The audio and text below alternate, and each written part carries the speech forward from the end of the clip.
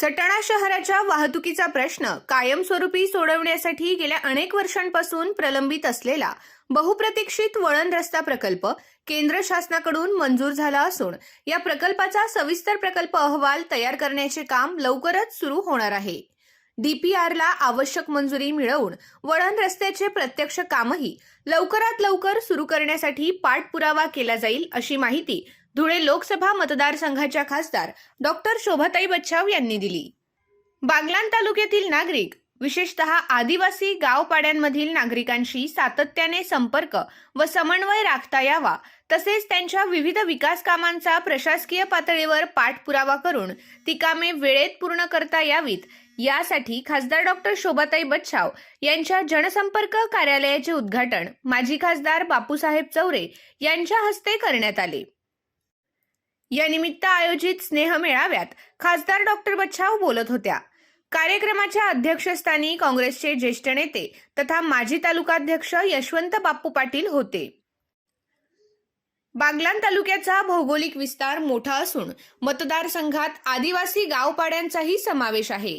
या भागातील नागरिकांच्या समस्या जाणून घेणे, त्यांच्याशी नियमित संवाद ठेवणे आणि विकास कामांबाबत संबंधित शासकीय यंत्रणांकडे प्रभावी पाठपुरावा करणे या उद्देशाने सटाण्यात जनसंपर्क कार्यालय सुरू करण्यात आल्याचे डॉक्टर बच्छाव यांनी सांगितले। सटाणा शहरातून जाणाऱ्या वाहतुकीमुळे सातत्याने निर्माण होणारी वाहतूक कोंडी लक्षात घेता शहराचा वळण रस्ता हा अत्यंत महत्त्वाचा प्रकल्प आहे। या प्रकल्पासाठी केंद्र शासनाकडे सातत्याने पाठपुरावा करण्यात आला असून अखेर वळण रस्त्याला मंजुरी मिळाली आहे। आता सविस्तर प्रकल्प अहवाल तयार करण्याची प्रक्रिया लवकरच सुरू होणार आहे। डीपीआरला आवश्यक प्रशासकीय व तांत्रिक मंजुरी मिळवून प्रत्यक्ष बांधकामाला गती देण्यात येईल असा विश्वास खासदार डॉक्टर शोभाताई बच्छाव यांनी व्यक्त केला। सटाणा शहरातून जाणाऱ्या साक्री शिर्डी महामार्गाच्या दुरुस्तीचे कामही लवकरच हाती घेण्यात येईल। रस्त्याची दुरुस्ती आणि वाहतूक व्यवस्थेत आवश्यक सुधारणा करून शहरातील वाहतूक कोंडी कमी करण्यासाठी प्रयत्न करण्यात येतील असेही त्यांनी सांगितले।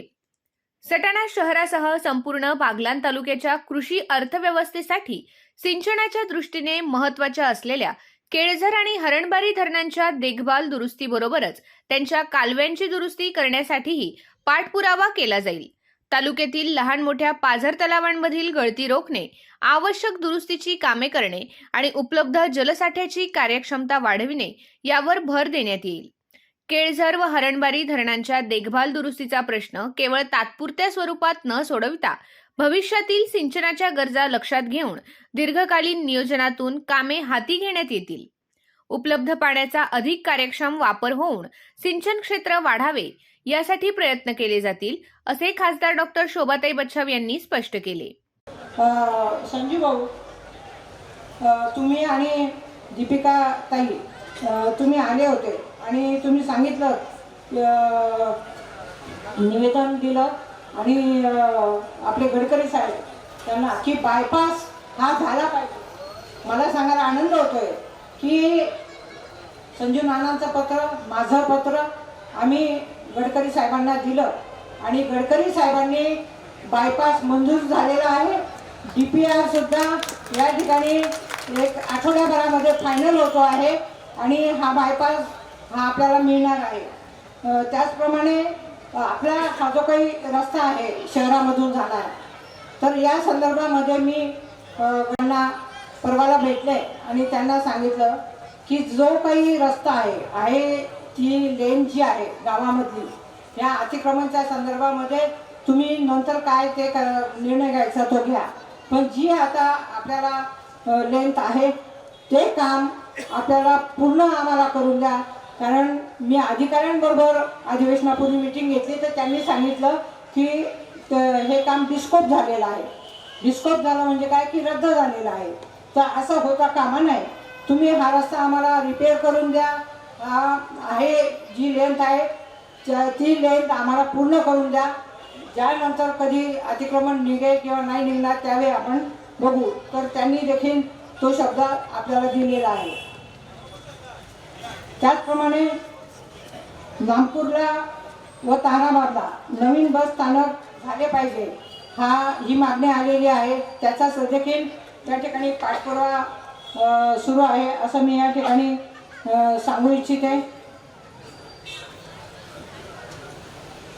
सगळ्यात महत्त्वाचा प्रश्न जो आहे हा हरणबारी, उजवा कालवा हरणबारी, खूपखेडा, खोटोदे, राप्ती, सारदे आणि सतमाने इथपर्यंत आपल्याला ते दुरुस्तीचं काम करायचं आहे. केळझर धरण आणि हरणबारी, तर हे दोन्ही विषयांवरती 4-5 वेळा इथे मीटिंग झाली. त्यानंतर आपले महाजन साहेब पाणीपुरवठा मंत्री त्यांच्याबरोबर मंत्रालयात मीटिंग झाली आणि दोन्ही मंत्री म्हणजे आपले विखे पाटील साहेब आणि महाजन साहेब त्यांना मी सांगितलं की मला हे दोन्ही कामं हे पूर्ण करून पाहिजे. अधिकाऱ्यांकडून प्रस्ताव तयार करून घेतलेला आहे आणि त्याचा पाठपुरावा चालू आहे. या 5 वर्षाच्या आत हे दोन्ही कामं पूर्ण होतील असं मी आपल्याला या ठिकाणी शब्द देतो. यावेळी माजी आमदार संजय चव्हाण, माजी खासदार बापूसाहेब चौरे, डॉक्टर दिनेश बच्छाव आणि शिवसेनेचे जिल्हा प्रमुख लालचंद सोनवणे यांनी मनोगत व्यक्त केले.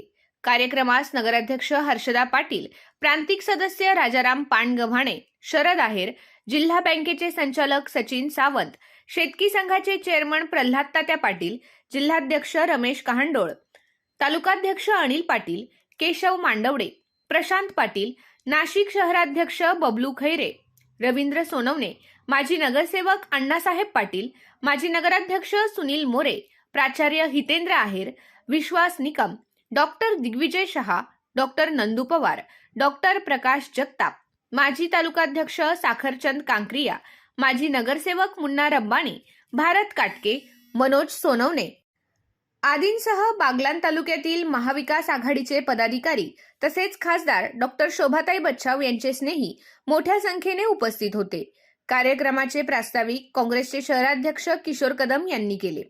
कार्यक्रमाच्या यशस्वी आयोजनासाठी ज्येष्ठ नेते प्रकाश अण्णा देवरे, विनोद पाटील, प्रवीण सावंत, मिलिंद चित्ते आणि दिलीप पाटील यांनी नियोजन केले. सूत्रसंचालन प्राध्यापिका प्रियंका खैरनार यांनी केले.